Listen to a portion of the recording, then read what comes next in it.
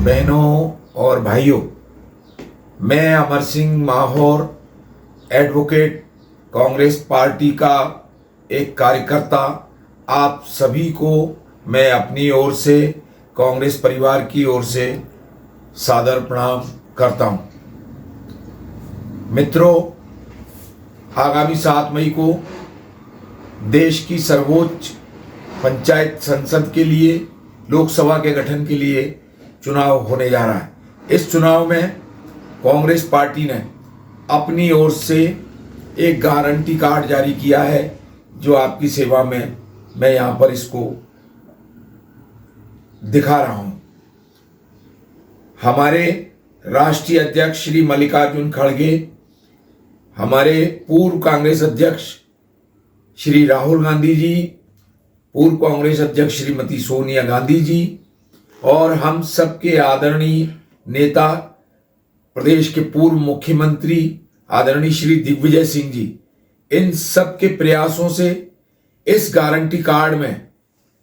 देश के युवकों के लिए, देश की महिलाओं के लिए, देश के किसानों के लिए, देश के श्रमिकों के लिए, देश के सभी जरूरतमंद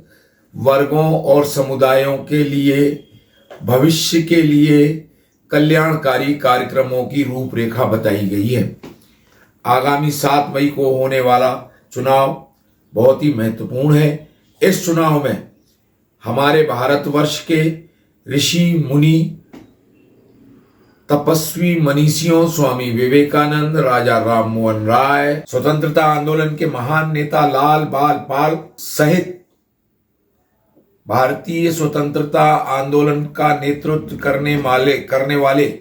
राष्ट्रपिता महात्मा गांधी, पंडित जवाहरलाल नेहरू, नेताजी सुभाष चंद्र बोस, सरदार पटेल, मौलाना आजाद समेत अनेक नेताओं के द्वारा जो परंपराएं निरूपित की गई थी, जो परंपराएं निर्धारित की गई थी, जिन परंपराओं पर स्वतंत्रता के पश्चात ये देश चला, पंडित जवाहरलाल नेहरू जी ने, लाल बहादुर शास्त्री जी ने, डॉक्टर राजेंद्र प्रसाद जी ने, गुलजारी लाल नंदा जी ने, श्रीमती इंदिरा गांधी जी ने और अनेक नेता इस देश के अंदर हमारे त्यागी तपस्वी हुए, जिनमें भोला पासवान शास्त्री जैसे महान नेता हुए, ईमानदारी की जिनकी मिसाल दी जाती है। इन सब नेताओं के द्वारा जो भारत बनाया गया था, स्वर्गीय श्री राजीव गांधी इस देश को एक शानदार और गौरवशाली देश बनाना चाहते थे, आधुनिक देश बनाना चाहते थे। उनके प्रयासों के लिए आज हम सबको चिंतन मनन करने की और इस पर विचार करने की आवश्यकता है। मित्रों, स्वर्गीय श्री राजीव गांधी इस देश को आधुनिक राष्ट्र बनाना चाहते थे। इस देश के स्वतंत्रता आंदोलन में डॉक्टर राम मनोहर लोहिया, जयप्रकाश नारायण, अच्युत पटवर्धन, आचार्य नरेंद्र देव जैसे महान नेताओं ने अपना त्यागपूर्ण जीवन जी करके इस देश को स्वतंत्र कराने में महत्वपूर्ण भूमिका अदा की है। आज इस देश में 7 मई को जो चुनाव होने जा रहा है, वह हमारे देश के इन महान नेताओं द्वारा जो परंपरा और विरासत इस देश के लिए बनाई गई थी, तैयार की गई थी, जिस पर देश को आगे बढ़ाया गया था, उस देश को संकीर्ण जातिवादी ताकतों से, संकीर्ण धार्मिक उन्मादवादी ताकतों से और संकीर्णतावादी, क्षेत्रीयतावादी और देश को भाईचारा, देश के भाई भाई को अनेक आधारों पर बांटने की जो साजिशें करने वाली ताकतें हैं, उन ताकतों के विरुद्ध हमें आगामी 7 मई को मतदान करना है। 7 मई को होने वाले चुनाव में हमें कांग्रेस पार्टी के पक्ष में इसलिए वोट करना है कि कांग्रेस पार्टी ही राष्ट्रीय विचारों वाली पार्टी है, राष्ट्रीय परंपरा की पार्टी है, स्वतंत्रता आंदोलन की परंपरा की पार्टी है। महात्मा गांधी जी द्वारा जो परंपराएं बनाई गई थीं, उन परंपराओं पर चलने वाली पार्टी है। इस देश को यदि हमें अस्पृश्यता से मुक्त करना है, इस देश को धार्मिक संकीर्णताओं से अगर मुक्त करना है, कट्टर जातिवाद से इस देश को बचाना है, तो आगामी 7 मई को होने वाले चुनाव में मैं कांग्रेस पार्टी के एक कार्यकर्ता के रूप में आप सबसे, बहनों से, भाइयों से ये अपील करता हूं कि कांग्रेस पार्टी के पक्ष में मतदान करें। भारतीय संविधान में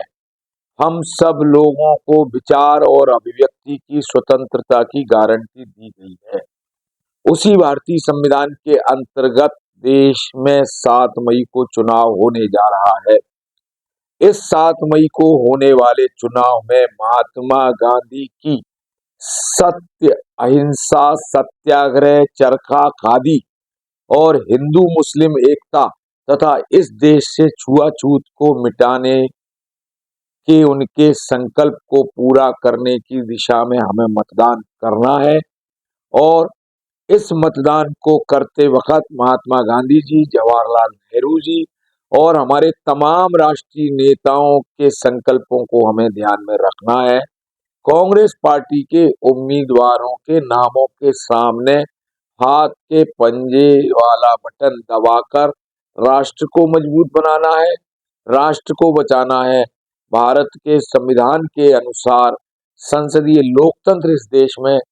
कायम रहे, आगामी लोकतांत्रिक व्यवस्था इस देश में मजबूती के साथ चलती रहे, इसके लिए आप सब मतदान करें। इन्हीं शब्दों के साथ आप सबको बहुत बहुत धन्यवाद। जय हिंद, जय कांग्रेस।